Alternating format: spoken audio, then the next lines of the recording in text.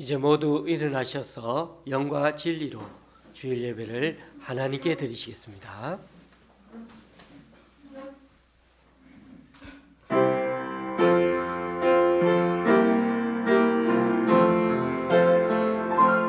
찬양하라 내 영혼아, 찬양하라 내 영혼아,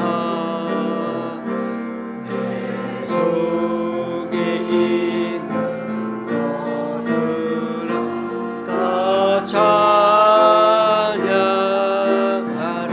경배하라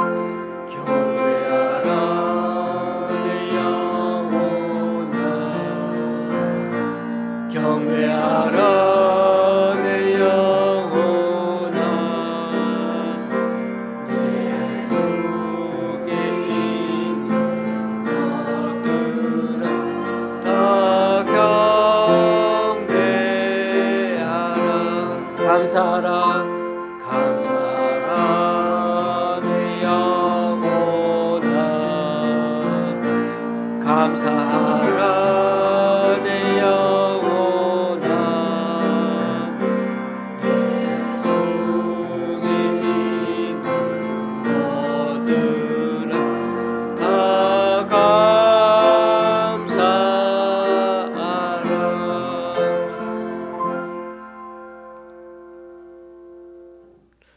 여호와여, 주의 인자심이 하늘에 있고 주의 진실하심이 공중에 사무쳤으며 주의 의는 하나님의 산들과 같고 주의 심판은 큰 바다와 같으니이다. 하나님이여, 주의 인자심이 어찌 그리 보배로우신지요. 사람들이 주의 날개 그늘 아래에 피하나이다. 그들이 주의 집에 있는 살찐 것으로 풍족할 것이라. 주께서 주의 복락의 강물을 마시게 하시리이다. 주를 아는 자들에게 주의 인자하심을 계속 베푸시며 마음이 정직한 자에게 주의 공의를 베푸소서. 아멘. 사도신경으로 주님께 신앙 고백 올려드립니다.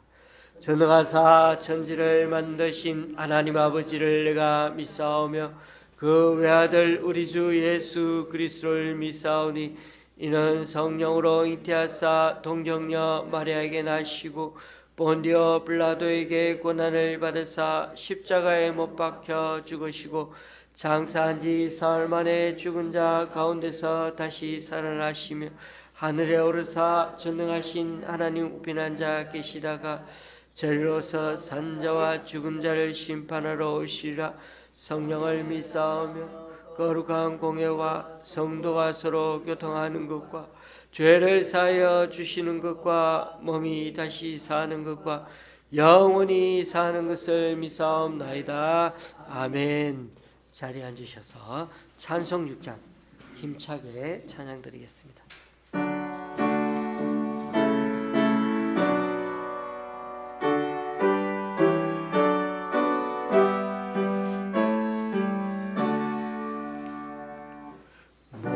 목소리 높여서 주 찬양하여라. 영광과 권세와 존귀와 위엄은 오늘이 다스리시는 만왕의 왕께 돌려라.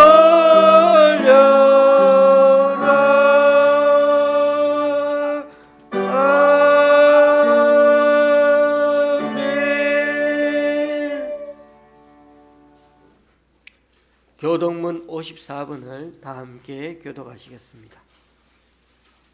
성경책 뒷면에 있는 교동문 54번입니다.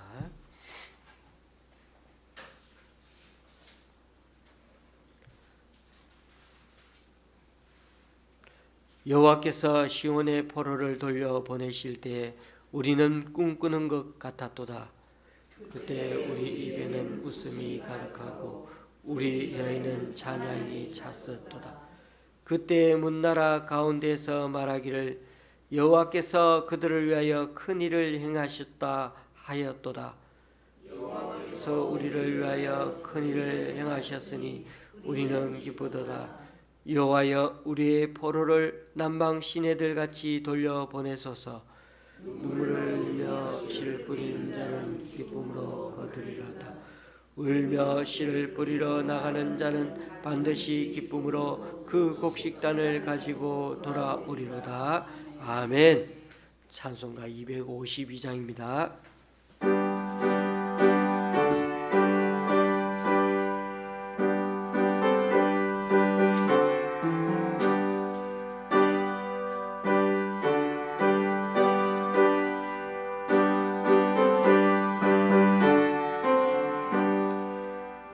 나의 죄를 씻기는 예수의 피밖에 없네. 다시 정케하기도 예수의 피밖에 없네.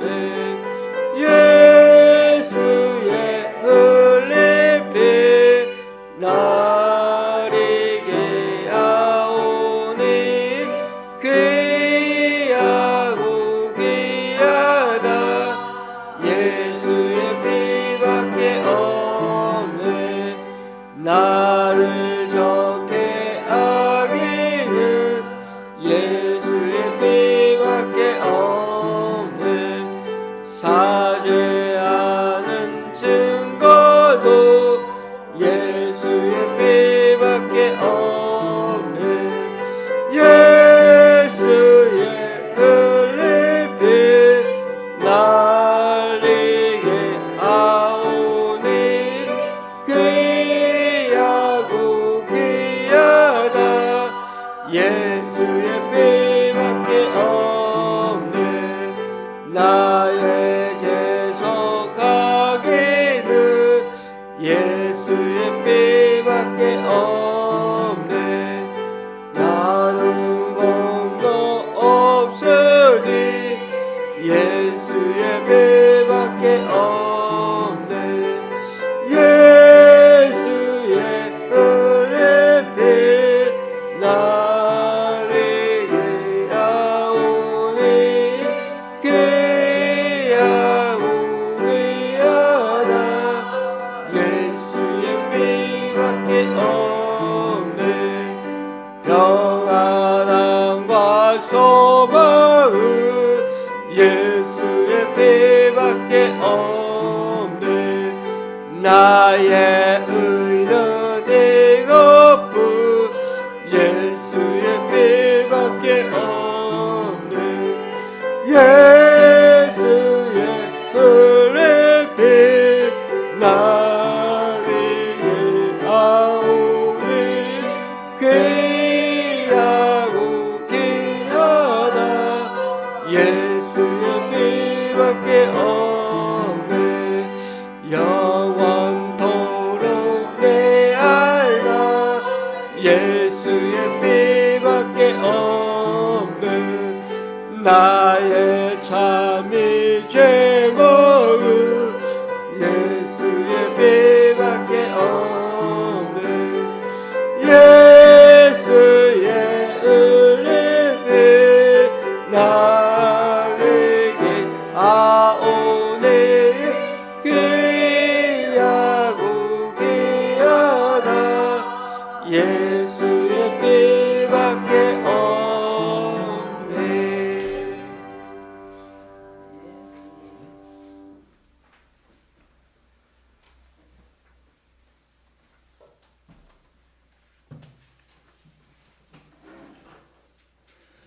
사랑하시는 주님, 은혜와 사랑을 감사합니다. 그 무더웠던 여름도 지나가고 서늘한 가을을 맞이하여 쉬지 않고 기도함으로 하나님의 뜻을 발견하고 주 앞에 충성된 종으로 주어진 사명을 감당하게 인도하시옵소서. 그러나 믿음이 연약해서 하나님을 기쁘시게 하는 삶을 살아야 하는데 그러한 삶을 살지 못한 죄를 용서하여 주시옵소서. 이제는 주님의 말씀을 주야로 묵상하며 그 말씀에 순종하는 삶을 살게 인도하소서.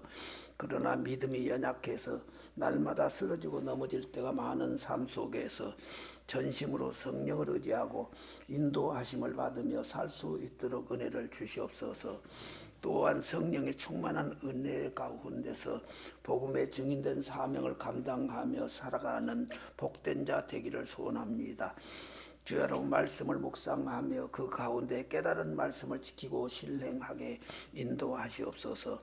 하나님 아버지, 우리가 믿는다 하면서도 말씀에 순복하는 삶을 살지 못한 죄를 용서하여 주시고, 지금부터는 하나님의 말씀을 지키고 행하는 믿음을 통해서 변화된 영적인 삶을 살게 인도하소서. 또한 말씀을 증거하는 목사님을 능력의 장중에 붙들어 주셔서 선포하는 말씀을 마음으로 받아 순종하는 삶을 살게 인도하시옵소서. 이 시간 말씀을 듣습니다. 듣는 귀를 열어주시사 잘 듣게 하시며 세상에서 살아갈 때 이 말씀을 순종하며 살아가게 하시옵소서. 우리를 눈동자같이 지키시고 보호하시는 우리 주 예수 그리스도의 이름으로 기도드립니다. 아멘.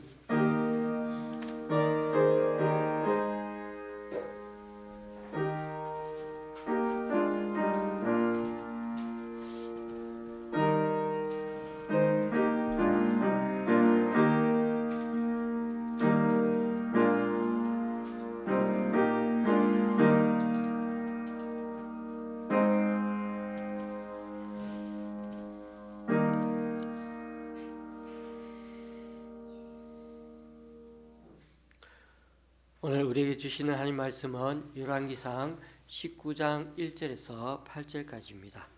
19장 1절에서 8절까지입니다. 제가 가지고 있는 구약 성경은 549쪽입니다.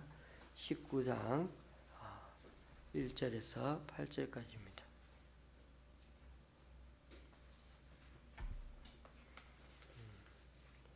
교독하실 때 제가 먼저 읽겠습니다.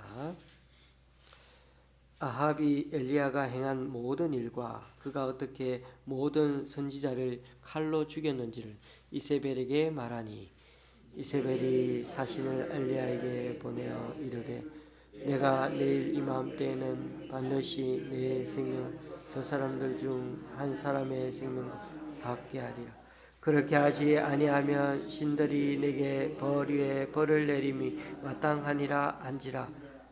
그가 이 형편을 보고 일어나 자기의 생명을 위해 도망하여 유다에 속한 브엘세바에 이르러 자기의 사환을 그곳에 머물게 하고, 자기 자신은 광야로 들어가 하룻길쯤 가서 한 로뎀 나무 아래에 앉아서 자기가 죽기를 원하여 이르되, 여호와여 넉넉하오니 지금 내 생명을 거두시옵소서. 나는 내 조상들보다 낫지 못하니이다 하고 로뎀 나무 아래에 누워 자더니 천사가 그를 어루만지며 그에게 이르되, 일어나서 먹으라 하는지라.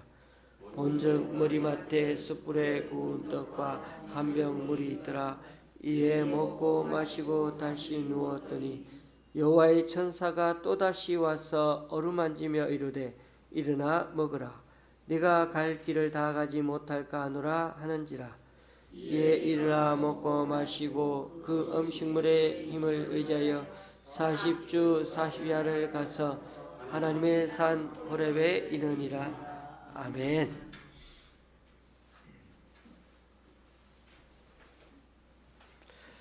우리는 지금 북이스라엘의 아합 왕 시대 이야기를 하고 있는 중입니다.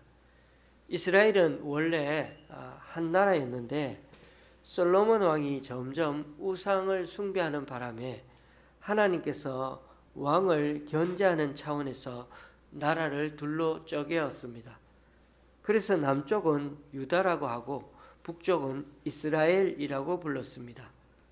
그런데 북쪽의 이스라엘에도 갈수록 우상 숭배에 빠져서 하나님의 근심거리가 되었는데, 바로 이 아합 왕 때 가장 그 우상 숭배의 절정기를 달렸습니다.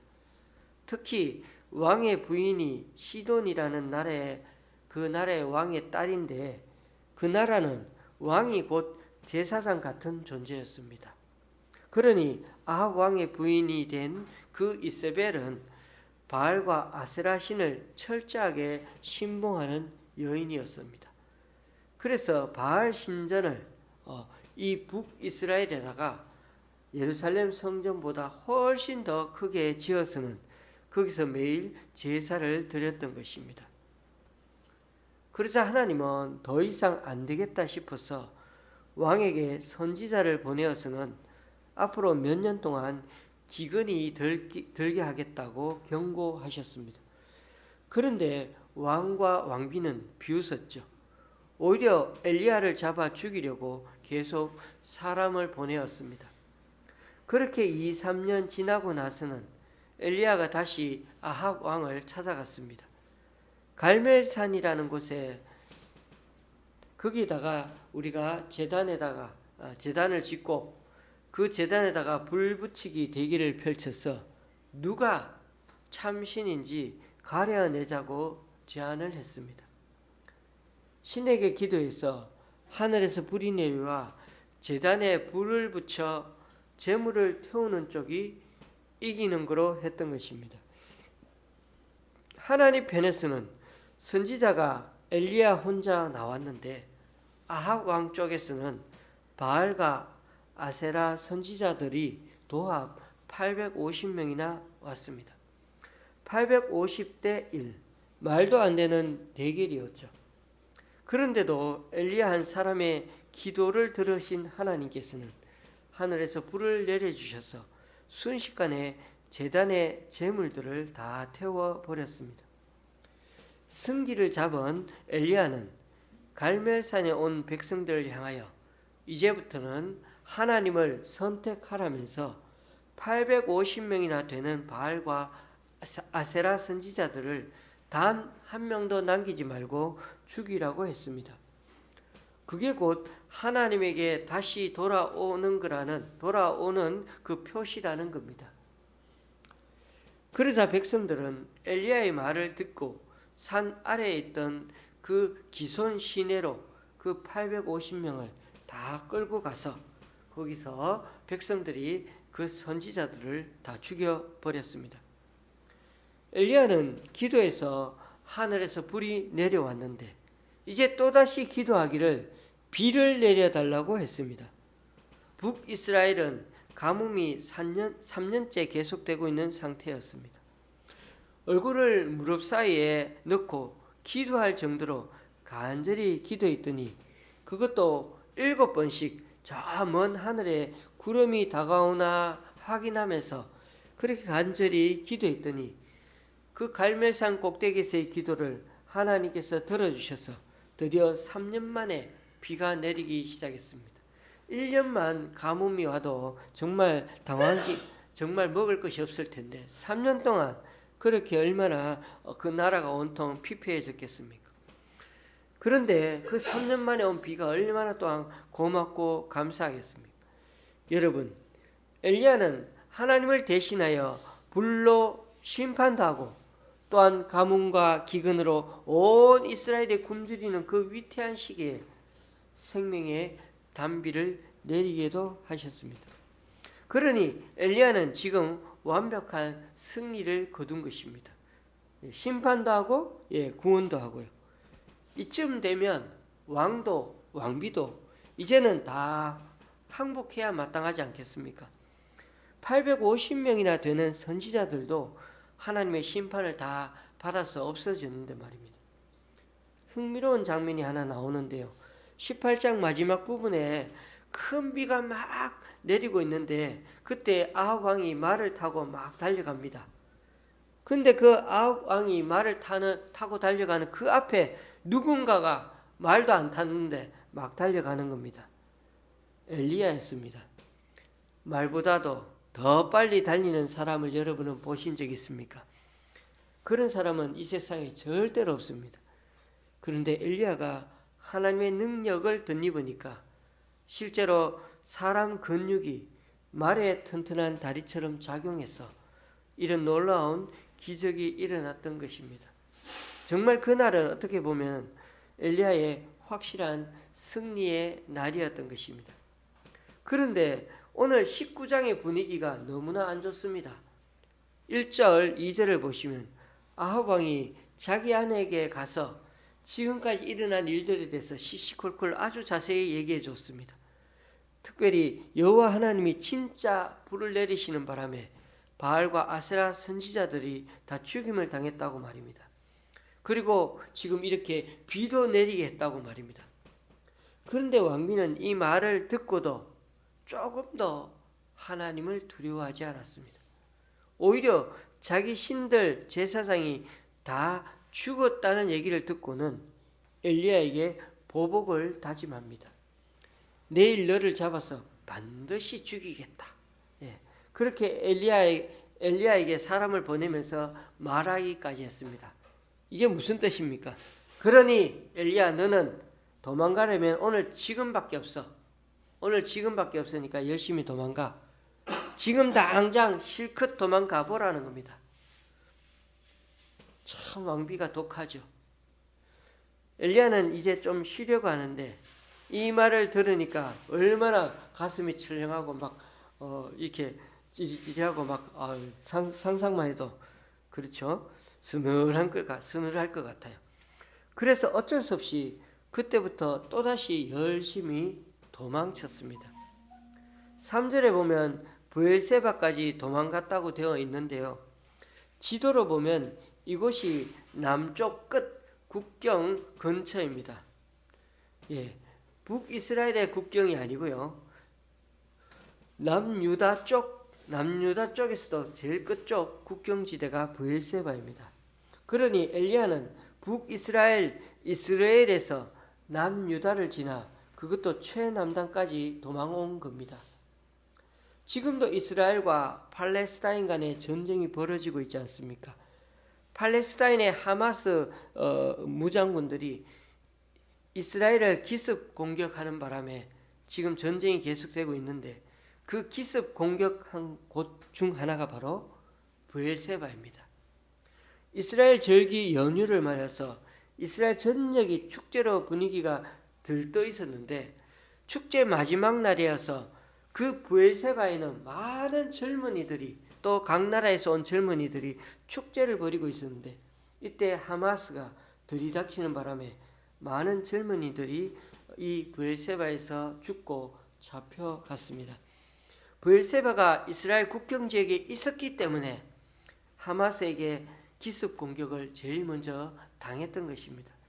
그리고 그날이 안식일이라 모두가 안일하게 그렇게 있었던 거죠. 어쨌든 엘리야는 이세벨 왕비 때문에 정신 차릴 수 없을 정도로 위기감을 느끼고 막 도망다니고 있습니다. 4절에 보면 자기가 데리고 다니는 비서를 브엘세바에 두고는 거기서 또 하루 더 걸어가 가지고 아예 광야 사막으로 더 깊숙이 들어갔다는 것입니다. 광야는 사막 같은 데인데 여기까지는 못 쫓아오겠지 하는 마음으로 아마 들어갔을 것입니다. 보십시오. 너무 사막 쪽으로 들어가다 보니 거기에는 마을도 없고 먹고 마실 게 없는 그런 곳이어서 잘못하면 거기 오래 있으면 진짜 죽게 될 것입니다. 그래도 사람들이 있는 마을에 머무르는 게 나은데 너무 두려워서 광야까지 들어온 것입니다.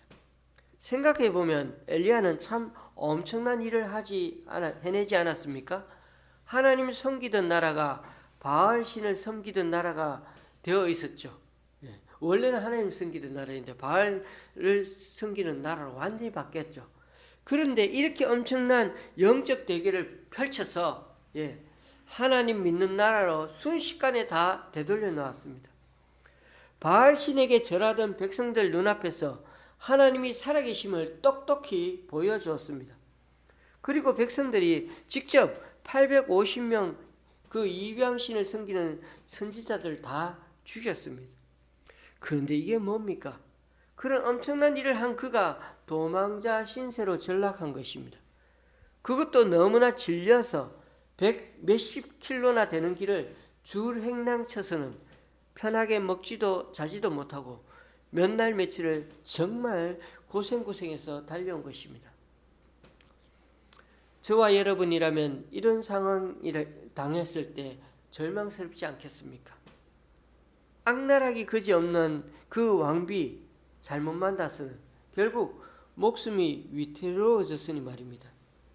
지난 3년 동안 그렇게 열심히 하나님의 일을 감당해 왔는데 결국 엘리야도 탈진해 버리고야 말았습니다. 하나님, 이게 뭡니까? 제가 할 수 있는 이제 다 했습니다. 엘리야는 육신적으로, 정신적으로, 그리고 영적으로 너무나 지쳐서 하나님께 모든 걸 포기하고 싶어 했습니다. 그냥 죽여달라고 말입니다. 하나님은 이런 사람을 다루는 기술이 있으신 분입니다. 이렇게 탈진되었을 때는 일단 육신이 좀 쉬는 게 필요합니다. 예전에 그런 광고도 있지 않았습니까?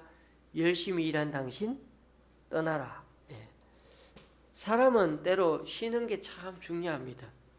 하나님은 사람의 몸 상태를 잘 아시기 때문에 6일간 열심히 일하고 하루는 쉬라고 하시는 겁니다. 여러분, 쉴 때 쉬지 못하면 사람은 병나게 되어 있죠.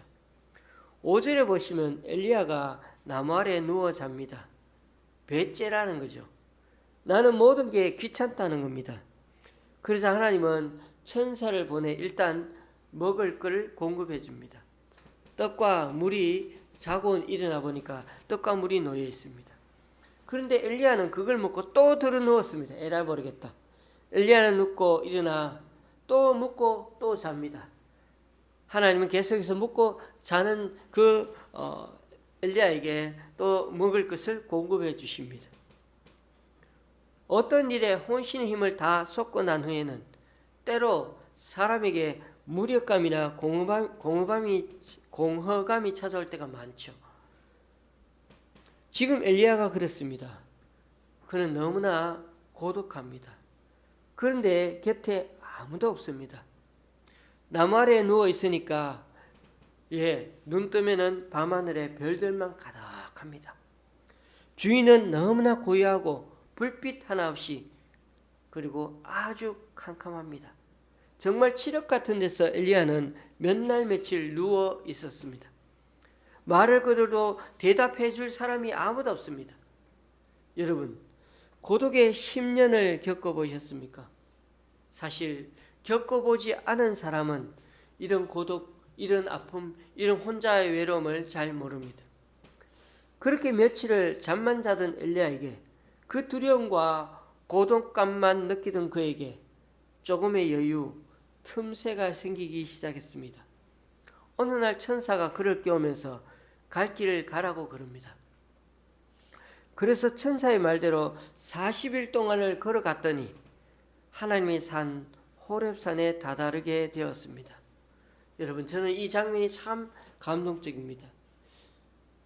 정신적으로 영육간에 지쳐 있을 때는 훈계하면 안 되고 잔소리하면 안 되고 일단 먹고 자는 게 보약입니다. 하나님은 절망과 두려움에 휩싸여 있는 엘리야를 꾸짖지 않으시고 그저 말없이 밥상을 차려 주셨습니다. 그리고 꿈조차 꾸지도 못하고 그냥 푹 단잠을 자게 해 주셨습니다. 엘리야는 이 휴식을 통해서 새로운 힘을 얻게 되었습니다. 그는 다시 한번 절감한 게 있는데 하나님의 일은 자기 힘으로 하는 것이 아니라 주님께서 공급해 주시는 힘으로 할 수밖에 없다는 사실을 조금씩 혼자 있을 때 깨닫기 시작했습니다. 저와 여러분이 삶이 힘겨워질 때마다 이 장면을 한번 생각해 보시기 바랍니다. 우리를 위해 밥상을 차리시는 그 하나님을 생각하면 절로 힘이 나게 될 것입니다. 여러분, 우리 하나님의 도움은 이처럼 구체적입니다. 우리에게 필요한 게 뭔지를 아시는 하나님이시기에 채워주십니다. 애굽을 탈출한 이스라엘 백성들이 가나안 땅으로 가기 전 광야 사막을 맞닥뜨렸죠. 광야에는 당연히 먹을 게 없지 않습니까? 거기는 사람도 살지 않는 곳이니까요. 마을도 없고, 그래서 애굽에서 가지고 나온 그 양식을 겨우 먹고 살았는데 그 양식이 다 떨어졌어요. 그러니까 사람들이 지도자인 모세와 아론을 원망하기 시작합니다. 어디서 먹을 걸 주냐고 그러면서요. 그래서 그들은 떠나온 그 애굽을 오히려 그리워하기 시작합니다. 예. 지도자를 원망하면서 오히려 과거에 떠나온 애굽을 오히려 그리워하기 시작합니다. 애굽이 어떻게 했다고요? 예, 애굽을 정말 따뜻한 밥 먹고 잘 편안하게 살았습니까? 아니죠. 노예 생활했는데 말입니다. 여러분, 거리가 미를 창조한다는 말이 있습니다. 명화일수록, 유명한 작품일수록 좀 거리를 두고 이렇게 쭉 바라보면은 더 멋있게 보이는 법입니다.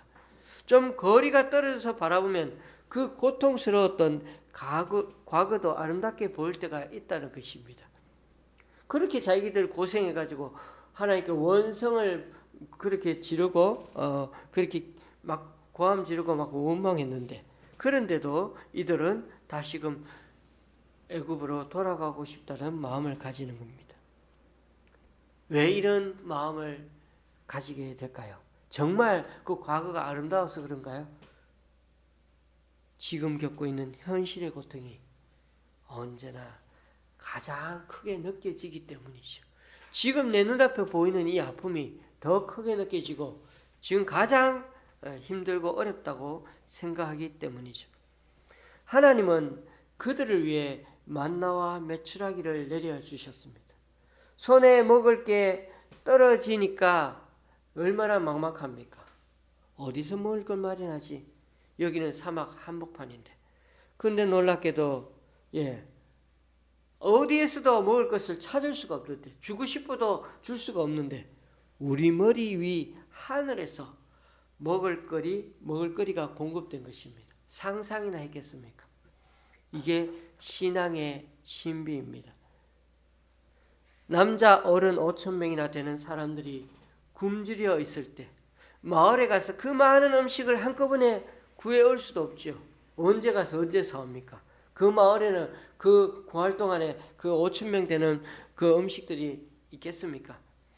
그러자 예수님은 아이가 가지고 있던 오병이어로 순식간에 떡 5개와 물고기 2마리로 순식간에 넘치도록 바구니에 채워서 사람들에게 나누어 주었습니다.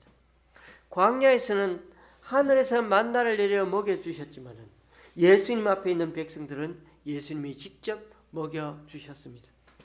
예수님께서 십자가에 처형당하신 후 다들 시리에 빠져 다시금 옛 생활로 돌아간 제자들은 손에 놓았던 그물을 다시 잡고는 밤새 바다에서 고기를 잡아왔지만 한 마리도 잡지 못했습니다. 동틀물의 해변에 선 어떤 사람의 말에 따라서 막 그물을 배 오른편에 던지라고 그러니까 그물을 막 던졌더니 그물을 끌어올릴 수 없을 정도로 많은 고기가 잡혔죠.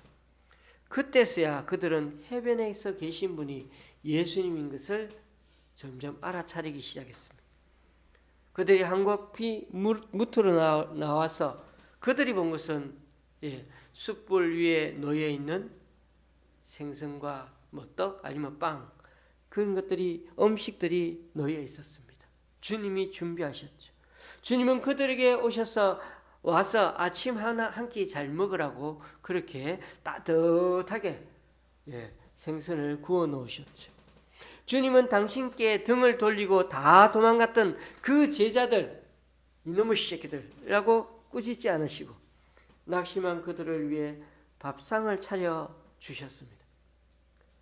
그것은 말없는 용서였고 너희들은 여전히 내가 사랑하는 제자라는 무건의 선언이었던 것입니다. 바닷가에서 그렇게 가졌던 예수님과 먹었던 그 식사는 제자들의 마음을 한순간에 다 녹여버리고 더 주님에 대한 확실한 그런 은혜를 붙잡는 계기가 되었던 것입니다. 이처럼 우리가 함께 만나서 따뜻한 밥 한 끼 같이 먹는 게 힘들고 어려울 때 그렇게 한 끼 먹는 게 얼마나 힘이 되는지 모릅니다. 평상시에 우리는 여기서 먹어도 잘 몰라요. 내가 힘들고 어려울 때 그렇게 한번 같이 먹을 때 얼마나 힘이 되는지 모릅니다. 세상에는 여러 식사 대접이 있죠. 판검사나 국회의원 모시고 대접하는 그 회사 사장님들의 대접이 있지 않습니까? 그 대접은요 정말 고귀한 대접이라 할 수 있을까요? 한 번에 수백만이 되는 막 대접이긴 한데 뇌물용 식사 대접이죠. 그건 받아 먹으면 그만큼 대가를 지불해야 하는 거죠. 공짜가 없습니다. 강사 목사님이 오셔서 교회에 오셔서 말씀을 전하실 때 대접하는 건 어떤 겁니까? 앞으로 수고해 달라는 대접이죠. 그러나 이런 거 말고요. 정말 사는 게 힘이 들고 도망자 엘리야와 같은 처지에 있는 사람들, 광야 사막 같이 꽉 막힌 인생을 살아가는 사람들, 십자가 사건 이후에 예수님이 죽으시자 이제 어디에다가 희망을 둬야 되지 하고 막막해하는 사람들, 그런 사람들이, 희망을 잃어버린 사람들이 사실 찾아보면 우리 주변에 얼마나 많은지 모릅니다.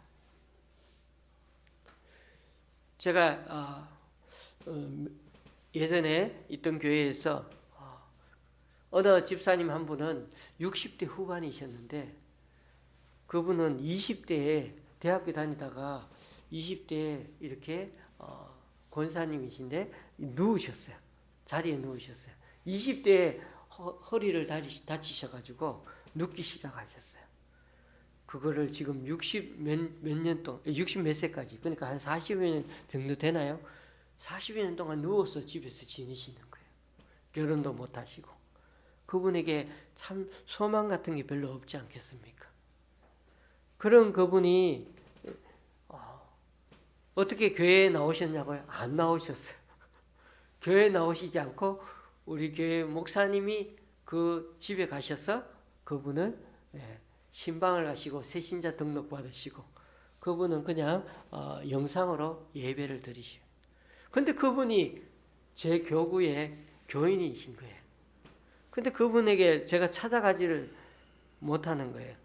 그리고 이제 그분을 찾아가지 못하고 오히려 폐가 되니까 그리고 오히려 이제 제가 하는 것은 그분에게 일주일에 한 번 기도를 해드리는 겁니다. 그래서 저도 기도를 매일 일주일에 한 번 하는데 그냥 기도를 막 짧게 기도할 수가 없어서 항상 한 페이지씩 제가 묵상하고 이렇게 준비해가지고 한 페이지씩 기도문을 작성해서 꼭 그 권사님에게 일주일에 한 번씩 전화를 했어요. 전화를 했는데 그 권사님은 항상 제 그 전화 오기를 기다리고 계시는 거예요.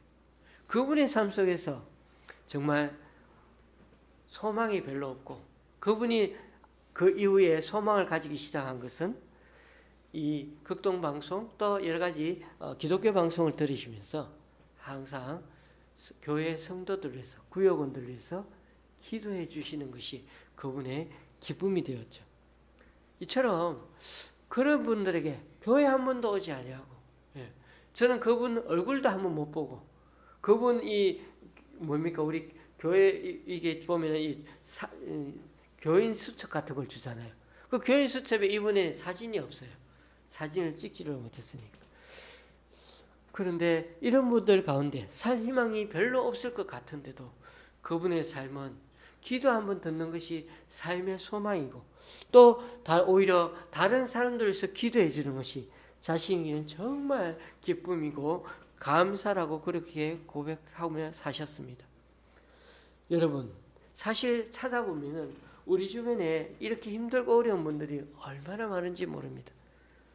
그런 분들에게 우리 주님은 오늘도 밥상을 차려주시고 밥 한 끼 같이 먹으며 힘을 내라고 격려해 주기 원하십니다. 그리고 우리가 바로 그 주님의 손과 발이 되어서 그런 분들을 찾아가서 섬기라고 말씀하십니다. 여러분 요즘 밥 한 끼 나눠 먹기도 점점 힘들어집니다. 한 끼에 제일 싼 데가 6,000원 정도 하더라고요. 사실 6,000원 하는데도 그렇게 찾아다녀야 할 정도죠. 그러나 저는 이렇게 생각합니다. 그러하기에 밥 한 끼 정성이 더 중요하다고요. 우리들의 삶이 바로 그런 처지에 놓인 이들을 위해서 밥상을 차리는 마음으로 살아야 한다고 그렇게 저는 말씀드리고 싶습니다. 때로는 여러분 밥을 못 사줘도 괜찮습니다. 저도 예전에는 자주 밥을 많이 함께 먹고 그랬는데 요즘엔 자꾸 지갑을 들여다보는 버릇이 생겼어. 제 자신도 참 나도 참 인색해졌구나 하는 생각을 하며 참 많이 반성을 합니다. 매번 밥 사기가 그러면 정말 따뜻한 말 한마디, 우리의 진정성이 담긴 따뜻한 손길이면 족합니다. 엘리야처럼 낙심한 이들에게 필요한 것은 진수성찬이 아니라 어떤 시시비비도 가리지 않고 있는 그대로 자신을 품어주는 형제 자매 같은 관계가 중요합니다. 특히 사람들이 점점 깍쟁이가 되어가고 점점 이기주의 중심으로 변해가는 이 세상에서 나의 진심을 알아주고 받아주는 그런 사람을 만나는 게 얼마나 어려워지고 있습니까? 19세기에 미국인들의 마음을 뒤흔든 에밀리 디킨슨이라는 분의 그 시인인데 그분의 시 한 구절을 읽어드리며 마치려고 합니다. 내가 만약 누군가의 마음의 상처를 막을 수 있다면 헛되이 사는 것 아니라 내가 만약 한 생명의 고통을 덜어주고 기진맥진에서 떨어지는 울새 한 마리를 다시 둥지에 올려놓을 수 있다면 내 헛되이 사는 것 아니리. 사랑하는 교우님들, 우리가 모두 엘리야처럼 위대한 일을 해낼 수는 없습니다. 그러나 엘리야와 같이 영육간에 지쳐 힘들어하는 사람들 옆에 있어 줄 수는 있습니다. 누군가의 절망 속에 우리가 깊이 관여해서 잘 도와주기는 어려워도 그 힘없이 괴로워하는 마음에 그냥 따뜻한 온기만 되어주어도 그 사랑의 품은 그 얼어버린 절망스러운 마음을 녹일 수가 있는 것입니다. 모두 다 성공을 위해 끊임없이 달려가고 있는데 그러다 인생의 낙오자처럼 여기고 대열에서 이탈해 있는 이들에게 또 삶의 의미를 못 느끼는 이들에게 우리 주님이야말로 참된 구주이심을 우리가 전하고 싶지 않습니까? 그러므로 부디 말로만 하지 말고 행함과 진실함으로 다시 한번 진심으로 다가서는 저와 여러분이 되어서 이 땅에 정말 주님에 대한 그 사랑을 따뜻하게 우리의 마음과 행함과 진실함으로 전할 수 있는 저와 여러분이 되시기를 간절히 축원합니다. 기도하시겠습니다. 참 좋으신 하나님, 하나님을 위해 열심히 일하다가 참 많은 성공을 하고 또 사람들을 주님께로 돌리기도 했는데 그런데도 영과 육이 탈진해서 쓰러진 엘리야 이야기를 함께 나누었습니다. 얼마나 낙심이 되었으면, 얼마나 삶이 두려웠으면 아무도 없는 이 광야 한복판에서 죽을 거라고 드러누웠는지 돌아보면 주님, 우리에게도 이런 연약함이 늘 많았는데 주님의 긍휼로 붙들어 주셔서 낙심하고 넘어져 있는 우리를 끈질기게 때론 타이르고 설득하여 다시금 일으켜 세워주신 그 은혜가 참 컸었습니다.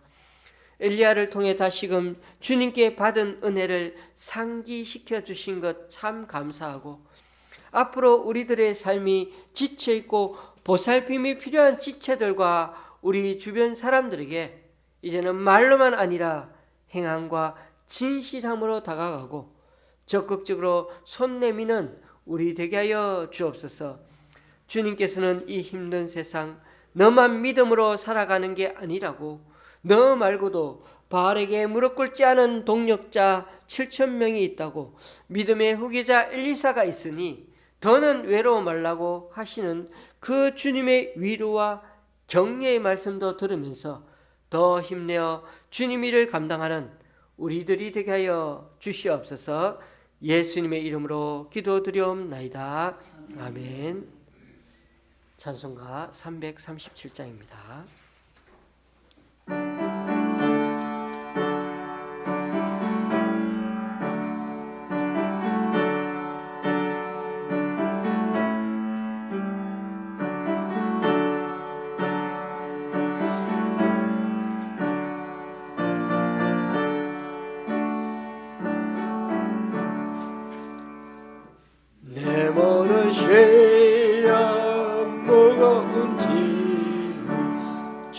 예수 앞에 아뢰이며 근심에 쌓인 날 돌아보사 내 것이 모두 맡으시네 무거운 죄를 나 홀로 지고 견디다 못해 쓰러질 때 불쌍히 여겨 구원해 주리 은혜의 주님 오직 예수 내 모든 괴로움 다 치유하리 주 예수 앞에 아뢰이며 주께서 죄를 말고해 주사 널 보신 사랑 베푸시네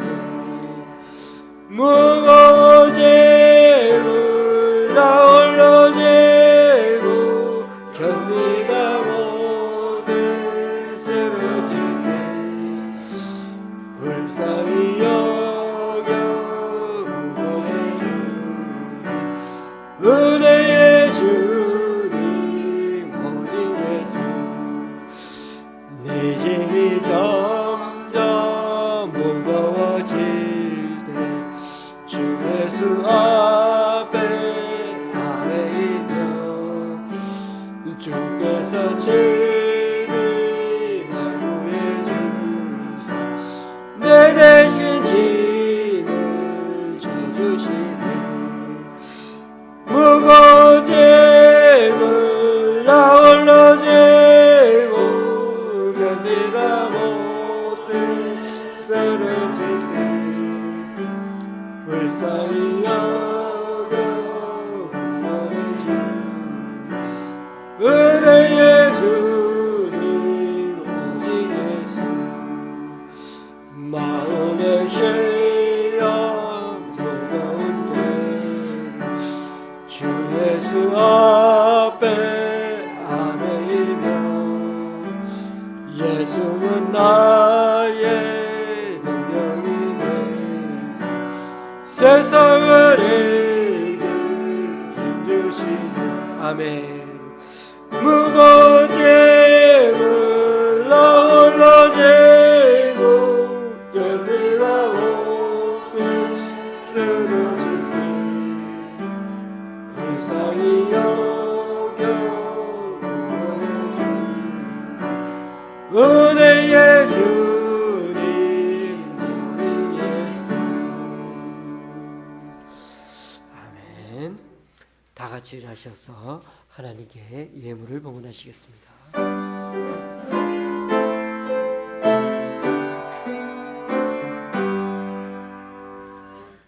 나의 모아 드리리 주여 받아 주셔서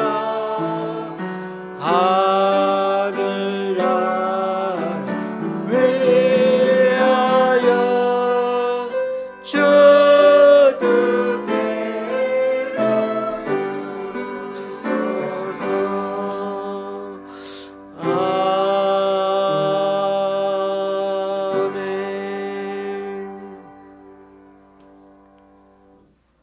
주님, 오늘 이 시간 주님 앞에 나와 각자 여러 모양으로 드린 헌금들 기뻐 받아 주시고 쓰이는 곳마다 귀한 결실 맺을 수 있도록 크신 은총으로 덧입혀 주옵소서.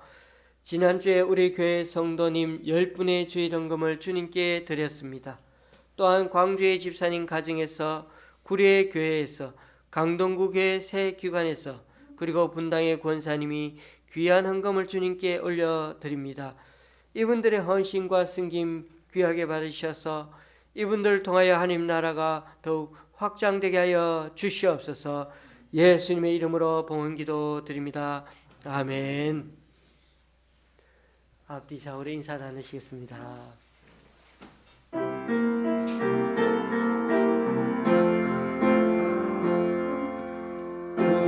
우리에게 향하신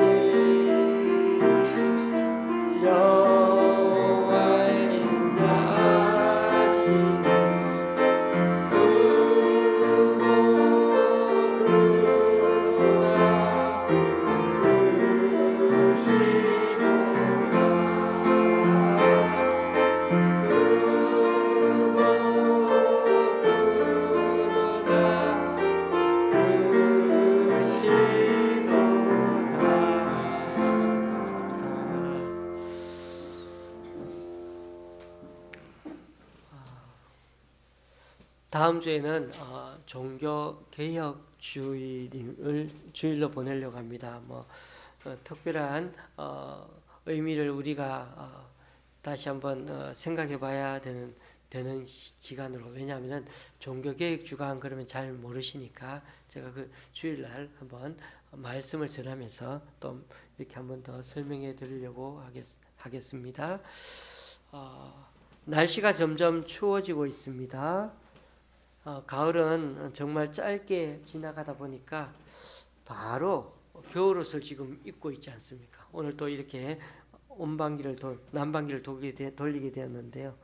우리 몸도 그에 맞게 잘 준비해 가지고 감기 안 걸리고 그렇게 대체해서 지내시길 바랍니다. 다음 주는 우리 정경숙 성도님 또 이렇게 봉헌 시간에 찬양하려고 합니다. 잘 부르든 못 부르든 늘 준비하는 마음이 얼마나 감사합니까? 이 딸의 믿음을 보고 꼭 우리가 주님께 감사한 마음으로 함께 그렇게 특송할 때 아멘으로 하답해 주시면 좋겠습니다. 이번 한 주간도 많이 웃으시고요. 건강한 마음으로 또 오늘 음식도 맛있게 드시면서 그렇게 지내시면 좋겠습니다. 찬송가 53장입니다.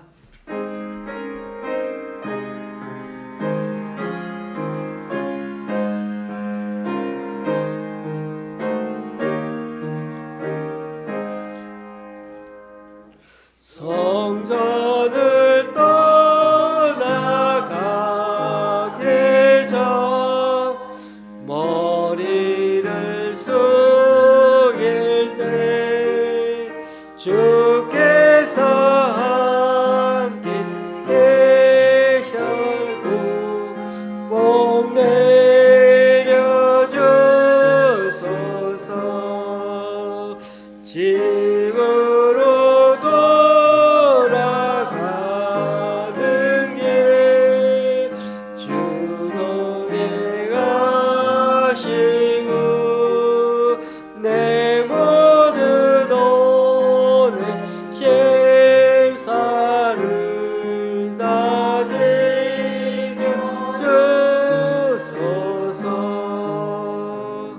거룩한 나라를 향하고 저녁이 되도록 주 우리 마음에 믿으사 의지옵소서.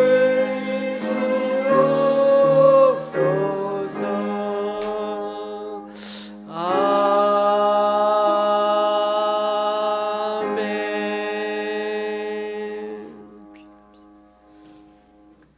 우리 주 예수 그리스도의 은혜와 하나님 아버지의 크신 사랑과 성령님의 교통 교제케 하심이 우리네 인생이란 게 한참 잘 나가다가도 때로 크게 넘어지고 크게 속기도 하고 너무 힘들면 아무도 만나고 싶지 않을 때도 있는데, 그럴수록 잠시 영혼과 육신을 쉬면서 하나님의 어루만지심과 그 위로 격려를 경험함으로 우리도 그 누군가에게 밥 한 끼 따뜻한 진심을 담아 대접함으로 주님의 참 사랑을 전하며 살아가겠노라 다시 한번 다짐해보는 여기 모인 우리 조원시학교의 성도님들과 그 가정 위에, 또 여러 사정으로 교회에 나오지 못하는 우리 성도님들 위해 이제부터 영원히 함께 하시기를 간절히 축원하옵나이다. 아멘.